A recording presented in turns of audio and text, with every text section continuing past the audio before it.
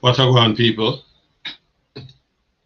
Mr. B for the Jamaica Mix live stream.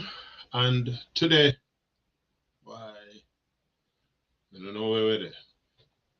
Honestly, still a little shocked at how quickly some things can escalate. And, unless you're under a rock somewhere, you must recognize that, yep, war, war, everywhere is war. The great man used to say, until the philosophy that whole one race superior and another inferior is finally permanently discredited, utterly destroyed, there will be war. And so, war. Now, an unnecessary exercise, but when you're dealing with imperialism, I guess these are the kind of numbers that play.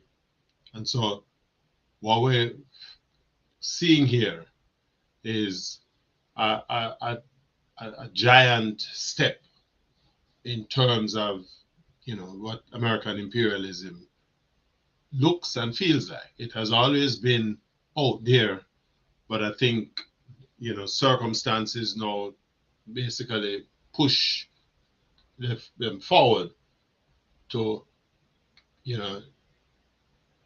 basically take this step. I mean, the Venezuela move to pull Maduro out of Venezuela in the dead of night was essentially a dress rehearsal. And of course, what that did is that it brought the Caribbean states into the theater of war. And the circumstances have shifted slightly, but the whole shadow of this thing is still weighing heavily on the Caribbean area. And so we're gonna take a look at the intended and the unintended consequences of war. We live in a world that is shrinking by virtue of just technology, and anything that happens one side of the world ultimately is going to impact us here in the Americas and specifically in the Caribbean. And so that is what we want to focus on today. So unless you were under a rock, as I said before, must now become clear the war, the hostilities between Israel and Tehran, Iran, has broadened with support bombing from the United States unleashed on Iran. And of course, the Iranians have responded with a fusillade of bombing that has continued from Saturday up until just now, an unrelenting release of weaponry at Israel, at the Gulf states where the United States have military bases and other installations. And the immediate impact is significant because almost immediately with Iran closing the Strait of Hormuz, what it does is that some 30% of the oil that is produced in that area basically travels through the Strait of Hormuz. And if Iran has closed that off, what it means is that it is going to affect the outflow of crude oil shipments going into Europe and the rest of the world. Well, as the Iranians have made it clear, if you think about come and see if you can try to remove the blockade that we have put on the Strait of Hormuz. The other side of it is, I think the protagonists in this exercise may not have thought this thing out significantly. And so, again, as I said, we're going to take a look at some of the intended and unintended consequences of, you know, what war is going to look like. We're going to look at how it's going to impact Jamaica. Because keep in mind that Jamaica, having, you know, been recently hit by this massive hurricane at the end of October last year, Jamaica has not really gotten seriously into a recovery mode. I mean, the devastation is still stark. There are, significant traces. We haven't been able to identify all of the funding to cover that 30-odd% gap in our GDP that has been caused by the destruction. And so there has been a lot of talk about getting financing from the international capital markets. And so one wonders how that is going to play with what is going on there. So let's take a look at where we are, right? Now, one of the things that I observed, because when this war broke out, there wasn't a lot said in terms of what the reason, why were these protagonists taking it to each other. And so I think just a day or so ago, the US basically released a statement.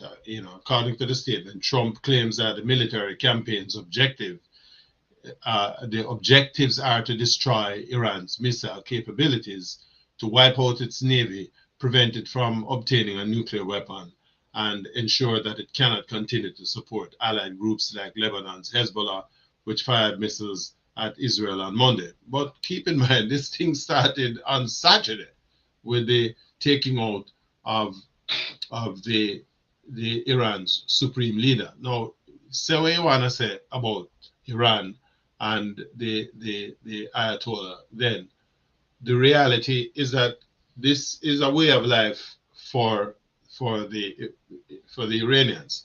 The kind of dictatorship that they have lived under is not anything that is new.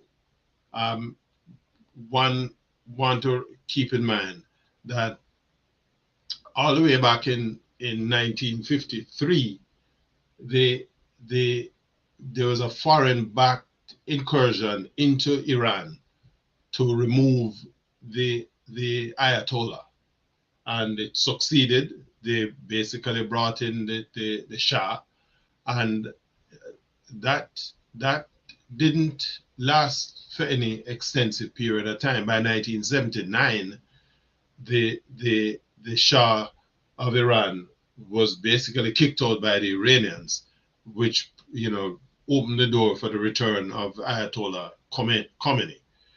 So the taking out the Ayatollah, who has been at the helm of Iran's political life for nearly 40 years, or just a little over 40 years, isn't an indication that all Iranians, were looking to have their country become westernized.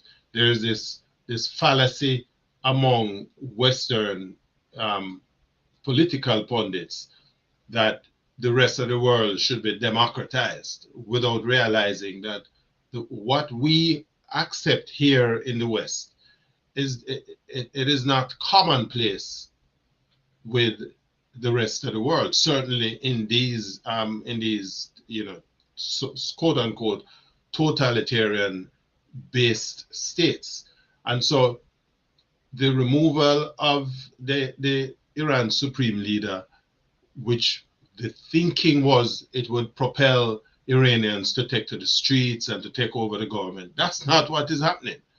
The people need to understand history and geography and world affairs and understand how cultures work, right? Because the what seem to have now taken place is that Iranians are fully backing their political leadership to defend Iran. And I have a philosophy that I live by that says, it's kind of crazy to pick a war with somebody who basically believe that if they have not much to lose, so when in fact it says here, you can't win against an opponent who believes that they don't have much to lose by getting into a fight.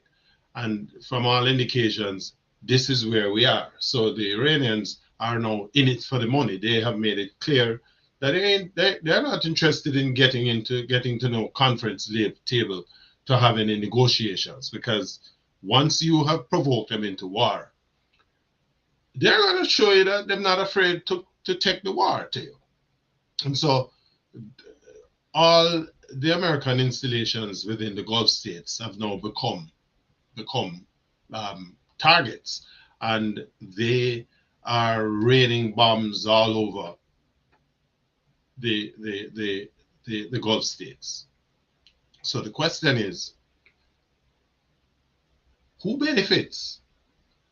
Who benefits from all of this? Because it appears, and from the information we've been able to gather, that the Iranians have been in a practice mode for this kind of event for the better part of the last 30 years. They have been basically stockpiling munitions and weaponry for a long time. The last year there was this 12-day exercise where Iran was raining, projectiles into Israel, and it seemed as if what they were doing was really giving themselves a test run, so they now know where what is, and they are now targeting them with even greater effect. So the question now is, where do we go from here? Now, let's talk about what's happening with the oil, because apart from raining bombs on Israel, they are taking out the oil installations that are operated by some of the other the other oil states, Saudi Arabia, United Arab Emirates, Kuwait, Qatar. They are literally going after these installations, and then most of these oil producers have to use the Strait of Hormuz to move their petroleum exports out to the rest of the global market. And so with the Iranians closing the strait, nothing can go through. Granted, it's a double-edged sword, because it also means that they themselves can't move any items, and they have made it clear that they will take on any kind of seagoing traffic that challenges their position. So it looks like we're going to be in for a very long haul. Now, keep this in mind too, that 1/3 of the global LNG, liquefied natural gas, travels through these waters.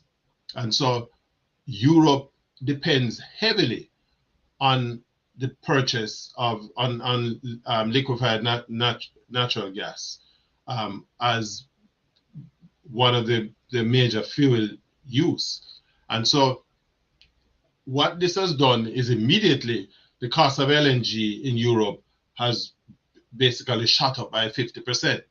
Now, if this continues for any extended period of time and the Iranians have no intention of stepping back, what it means is that the global economy as we know it is going to come in for some very, very significant clouds. Now, once shipping, first of all, is disrupted in this area, what we're looking at is spikes in oil prices. You're looking at oil running anywhere from 120 to $150 a barrel.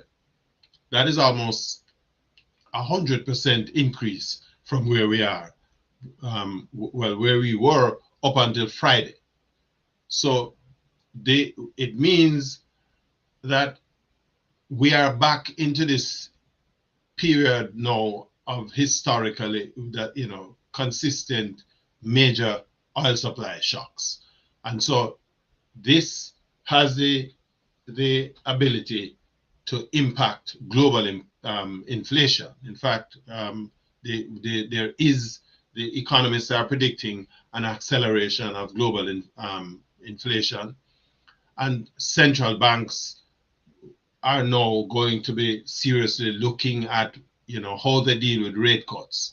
So we're looking to see where interest rates are going to be stepping back up in 2022. And even before we get to that, equity markets will immediately reprice their equity trading items based on this kind of the kind of impact that this conflict is going to have on the global economy. Just for reference, in 2022, when oil prices briefly hit a $120 a barrel mark, U.S. inflation ran up to some 9%, right? And that was, at that time, it was the highest inflation in 40 years.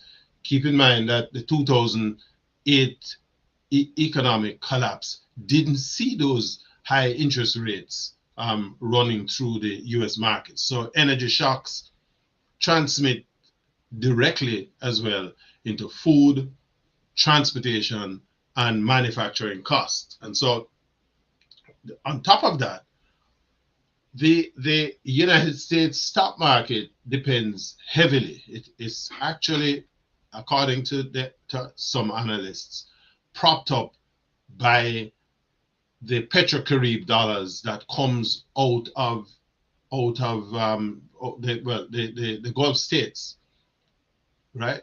What happens is that the Gulf states use petrodollars, which they recycle that into U.S. Treasury bonds, Wall Street equities, Silicon Valley venture capital, and AI infrastructure funds. So any sustained disruption doesn't just hit the gas pumps alone, it is going to tighten global liquidity.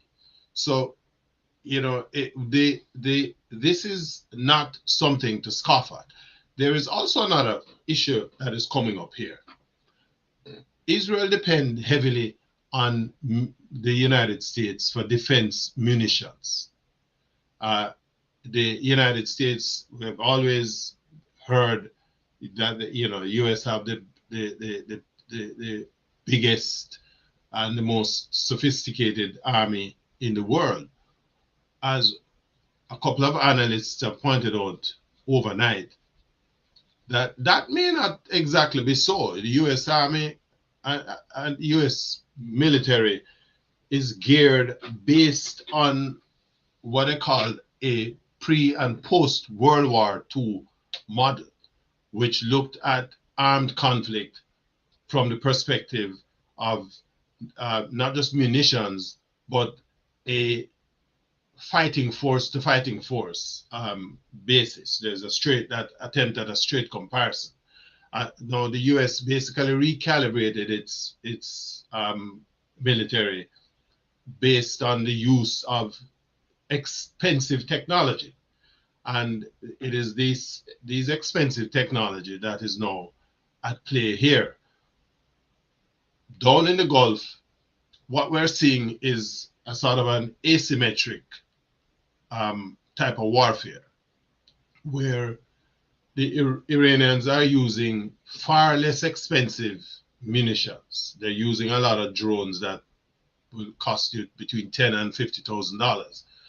And they what is happening is that the United States and its forces, they're basically, you're firing $1 million missiles after a $10,000 drone, multi-million-dollar missiles after a $10,000 or a $50,000 drone. Now, at some point, this is going to bleed in the economy of one or the other. And so the question is, who is prepared to go the longest with this whole exercise? Can the United States afford it? The United States is going to be 250 years old as a country this summer. And as a country, we have been at war for the better part of some 220 of those years. And so this gunboat kind of diplomacy, there is a point at which it starts to have a negative impact on your economy. In fact, the last presidential election, one of the things that people seem to have bought into is this desire, the verbalized intent to not get into any more foreign wars. But here we are. And so this is going to have a big impact on the US economy. Asymmetrical warfare today looks like energy disruption, proxy conflicts, cyber attacks, economic retaliation. And so the question is not about who is going to win. The question is which of the participating protagonists have the ability to go about this over the longest period of time. The United States have a $27 trillion economy. Iran has a $400 to $500 billion economy. The difference between the two is that Iran has operated under sanctions for decades. So they are conditioned with the business of dealing with or facing economic hardships. They have been long conditioned to embrace the impacts of all of this. Is the American voter willing to embrace the ill effects that an expensive war is going to cause on the American economy and their own personal domestic state? I don't see that happening. And so if Iran maintains this sustained bombardment, whether directly or through its proxies, the objectives would be to drain the Israeli interceptor stockpiles and force the United States into a resupply position. It also signals to the Gulf states that American guarantees don't really have any value, because what we see happening thus far is that the sort of assurances given to these Gulf states have basically been moved because they have had to transfer the military material to Israel's defense. And so this is going to create a significant realignment in the balance of power in the Middle East. In fact, the Middle East after this is never going to be the same. And so what we wonder is how this is going to play out. Now, it's not restricted to the Middle East or to the Gulf states. As I said earlier, the European markets have already seen this 50 to 60% spike in the cost of of imported energy, and 60% of Europe's energy comes to Europe through imports. And so even if they diversified from Russian gas and moved to liquefied natural gas, but again, with this disruption, this is going to impact Europe significantly, because a 50% spike in energy prices is going to raise industrial production costs. It's going to slow, for example, German manufacturing. It's going to increase electricity bills and weaken already fragile growth. With, remember, growth in the European zone has been hovering at a very tepid 1%. And so when Europe slows down, and if, as we expect, this war, if it continues for any extended period of time, it is going to impact the economies of not just Europe, but the Americas as well, and by extension, the Caribbean. For example,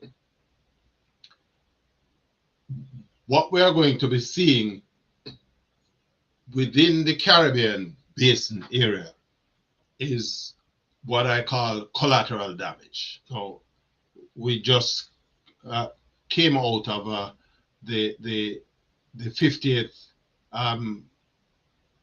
anniversary of CARICOM's 50th general meeting in St. Kitts, Nevis. And one of the issues that has been percolating is this view that CARICOM, maybe its effectiveness may be disintegrating. Well, maybe this is a good time for those who thought so to reevaluate those things. Alliances at this point are significant, and it is even more important now that this, especially in a situation where the CARICOM now have no army to get into any kind of fist fight with anybody. What CARICOM always represented is diplomacy. And so maybe now is a really great time to strengthen those relationships. We gotta have to start to look at how much more we can get out of that intra-regional trading with among CARICOM states. The whole business of diversifying into external trading blocks, while you're not going to close the door on it, I think people need to do a reassessment. Maybe Miss Lady Donna Trinidad, Kamala, and her full embrace of her relationships with the United States as a protectorate need to probably take a look at what's happening in the Gulf states, because a lot of these Gulf states are now raising hell that the United States have basically walked out on them and left them defenseless. So maybe Miss Kamala want to take a quick review of all of this, this developing situation. Now, how will this affect Jamaica? Why, it's anybody's guess. And before we touch on the Jamaica thing, let me just use the opportunity to give myself a little bit of plug here. For those of you who are not exactly familiar with I want to just do a quick talk and encourage you to, check out my books. I have 2 new books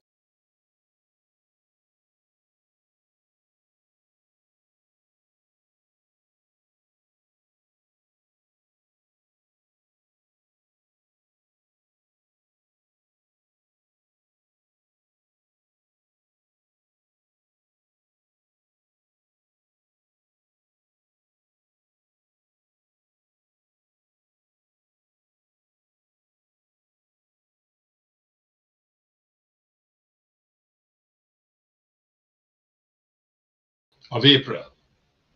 And so just want to encourage you to, check out my website. These are the books. The Men We Become,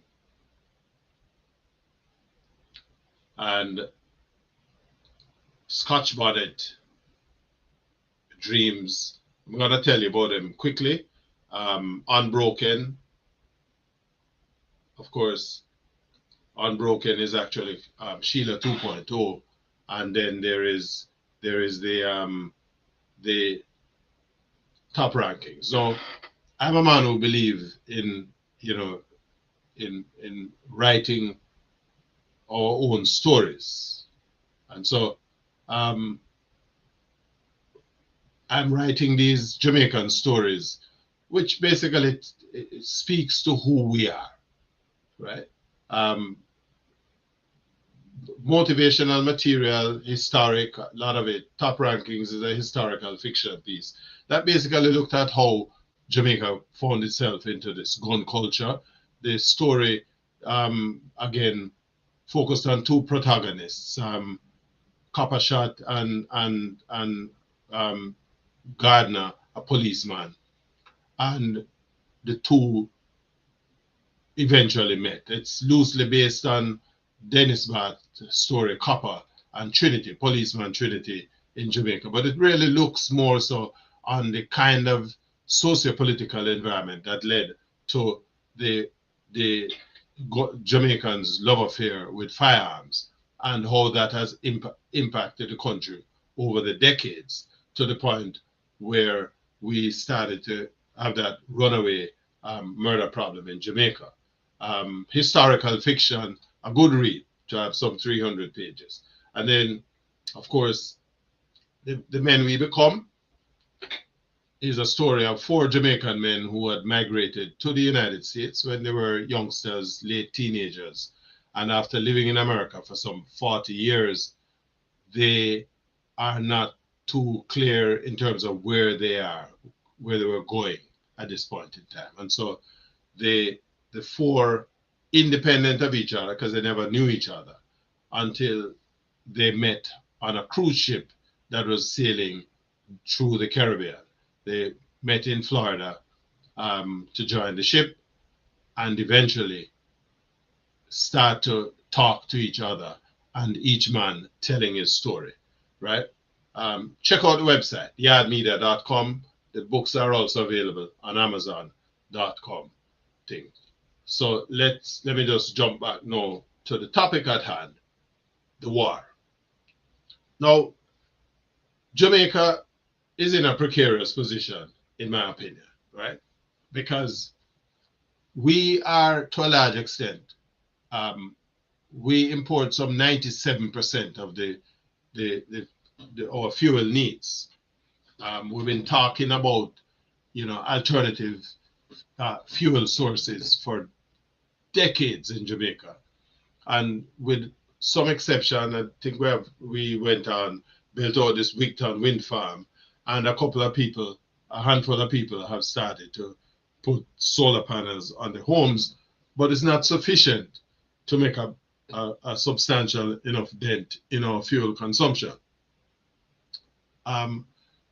Jamaica's major income earner is tourism, which accounts for some 30% of Jamaica's GDP. But keep in mind that Hurricane Melissa claimed more than 35% of the country's GDP after the hit in October. And we are yet to recover from that. The country, I think, put a figure of some 9 billion United States dollars as what they would have needed to recover from the hurricane. And that $8 billion, I think we managed to secure some 4 billion of it. There's another 2 billion, which is contingent funding, because it's going to be based on what private sector projects can come out. And so there was going to be a shortfall of some $2.5 to $3 billion, which the government of Jamaica has been trying to raise that through some new taxation. Now, the problem with trying to do this in an environment where we are being faced with a conflict that may escalate into a global conflict, war, is that, again, the money is what you need. And the capital markets, if Jamaica is going to be borrowing money from overseas to help to close that 30% gap in its GDP, you are now going to run up into a situation where your capital costs are going to be higher because of this conflict. So, my mother always say, two trouble better than one. Well, here we have it. The first trouble was the hurricane. Now we have this. We import 90% of our energy.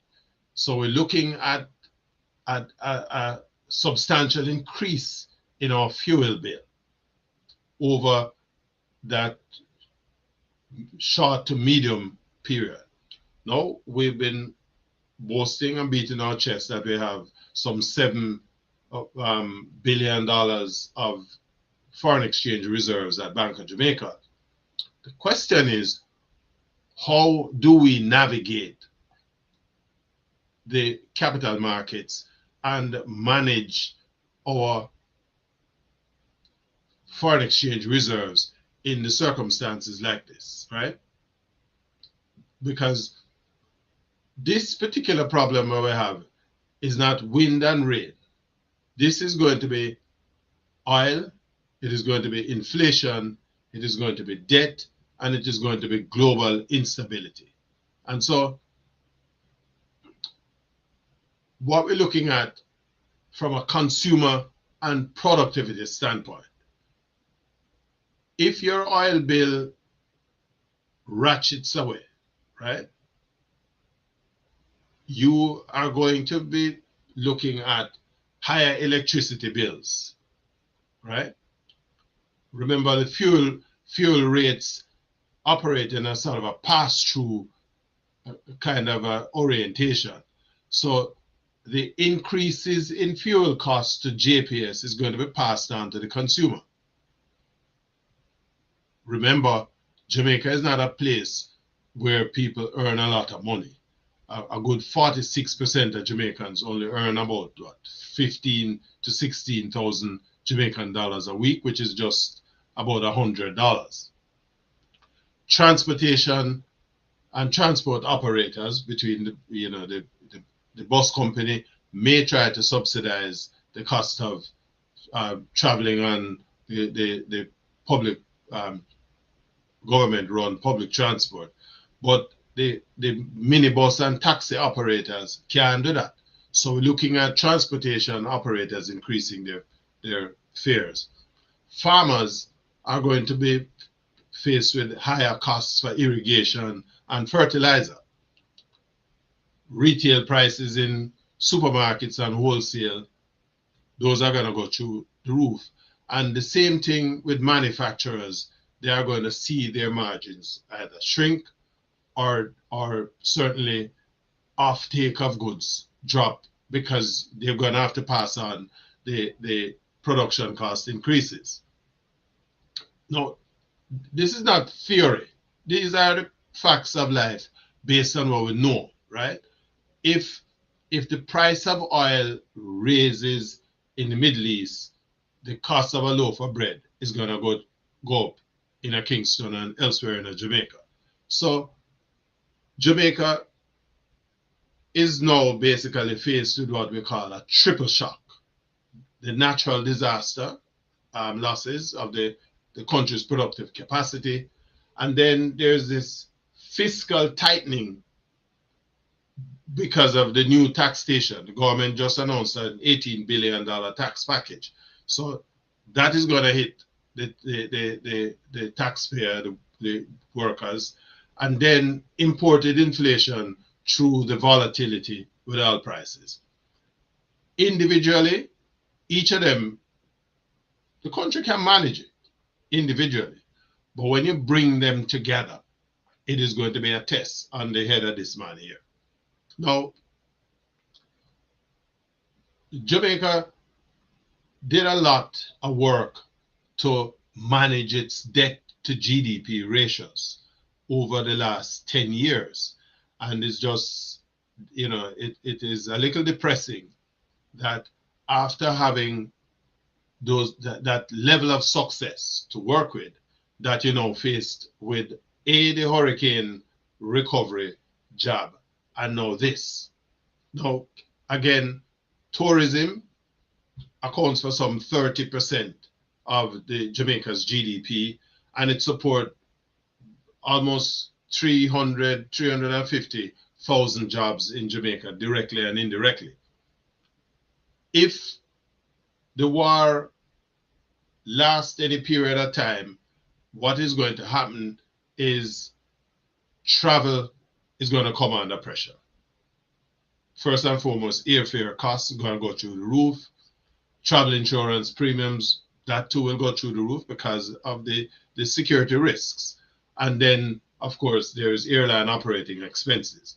So oil price going from between $120 to $140 a barrel, and Western economies are going to slow down. And with that, the expectation is that tourism is going to slow because people now will travel in an atmosphere where war is. More importantly, if discretionary travel is basically what it is going to be, and if your domestic economy ain't performing, people are going to hold on to their money rather than to be up and about as if nothing is happening. Jamaica cannot afford a contraction in tourism while you're rebuilding from the hurricane damage. And so the tourism sector is almost like oxygen to the Jamaican economy. So, there is some challenges there for the government, for the, Mr. Holness, because you're ahead of all of this. Depot. I am beginning to agree now that maybe this is a good election that the PNP can never win, because God help us, had it been the PNP who wouldn't have no experience on doing anything. Now, remittances, that it also contributes some 20% to the Jamaican economy. 20% of our GDP money is remittances. And so if inflation is in Europe and the United States, people in the diaspora, like myself, will start to trim your expenditure, right? So expect to see some slowdown in remittances or some drops, and expect to see some weakening in domestic consumption. The diaspora has always been the rock for the Jamaican economy over the decades, but as I always say, even shock absorbers have a limit in terms of how much blow that them can take. On the other side, the debt to GDP ratios, that is something that is going to be, come for some hard thought and processing, because we managed to move the debt to GDP ratio down from some 140% in 2013 to just about 62 or 65% towards the end of September of last year.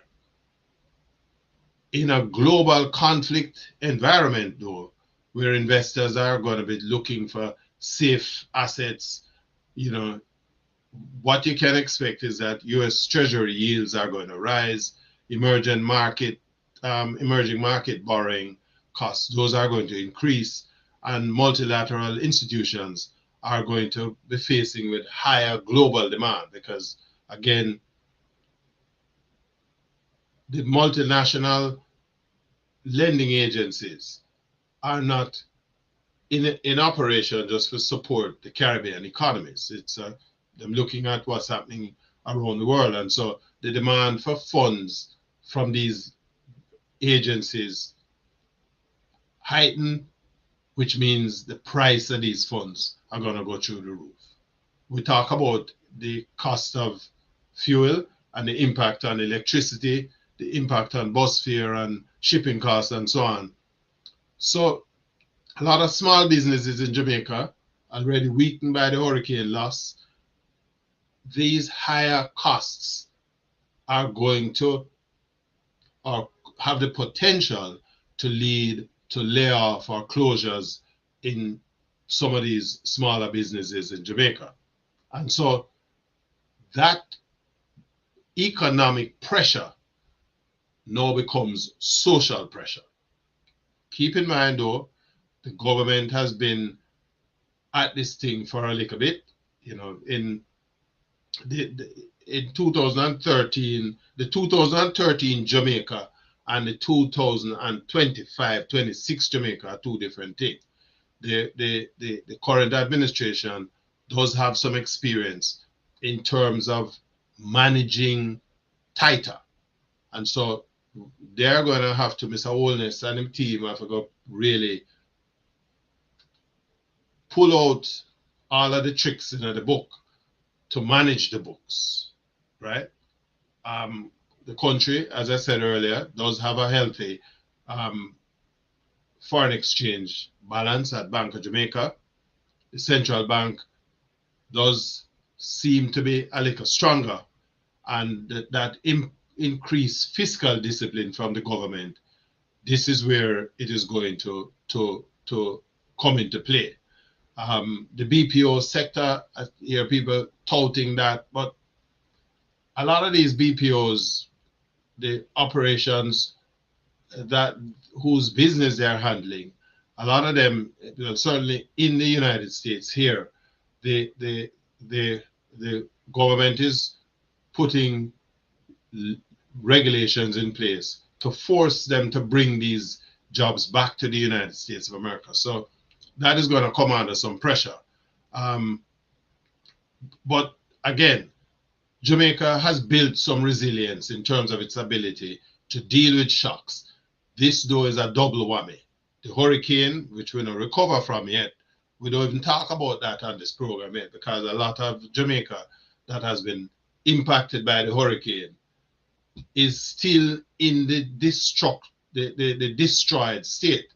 So again, we have faced a kind of a double whammy here with this war that has basically going to suck up some of the oxygen. So I don't see the Jamaican economy as collapsing, but there is going to be some erosion if this war continues. Slower growth, and remember, we now grow at all from long time. We're reporting 1% and 1.5% growth. And yes, we know some of the critics will tell you, oh, but the economy grew at 5%. Grew at 5% relative to what? And so expect some slowdown in the growth, expect some higher household stress, and expect a narrowing of the fiscal space. Some amount of political tension, yes, but I don't believe that the current political opposition in Jamaica is substantial enough and strong enough. They have their own problems anyway. So it's going to be a very dicey period in Jamaica, certainly over the next, I would say the next 6 to 12 months, assuming that this conflagration continues for much longer. So, but it's not going to be easy, you know. A war is the last thing. Listen, I'm an old man. I'm still only for them kind of warrior in my time, but never expected that this would have happened. So now, because even some of my own personal criticism of the government in terms of, you know, the reserves at the Bank of Jamaica, I said, well, I released some of that reserves into the the domestic economy. Maybe it's a good reason why I may not the government. Because, you know, this is the rainy day now, and I know rain a fall, a hurricane a fall right now. So, you know, I wish Mr. Holness and him team luck, right?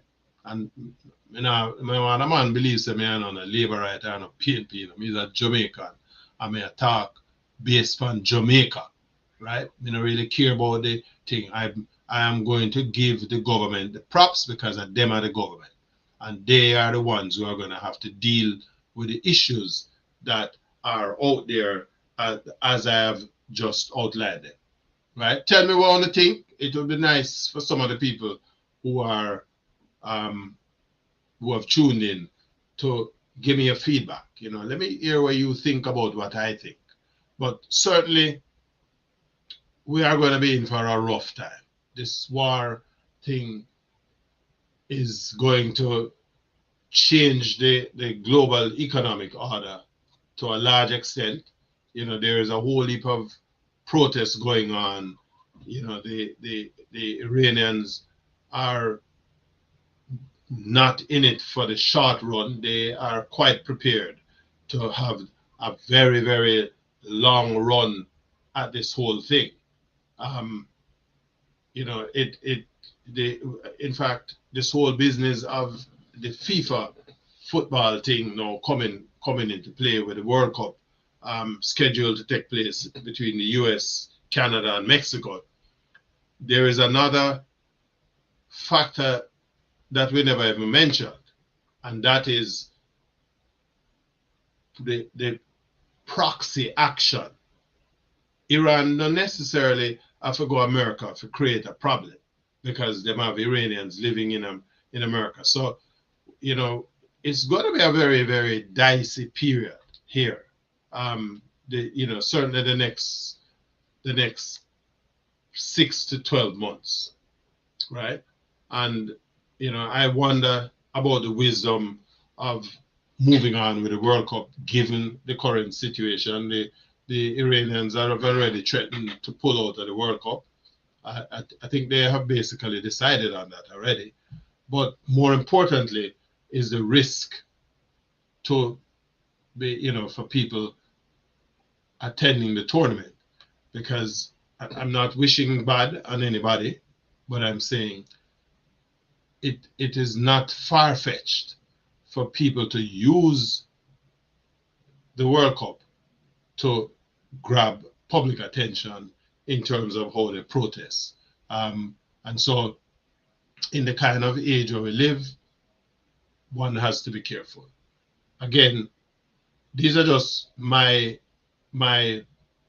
assessment of the current situation. It would be nice if everybody could take a step back and as a population we stop and look at the impact on everybody for this. As this banner say, no war on Iran, end US imperialism.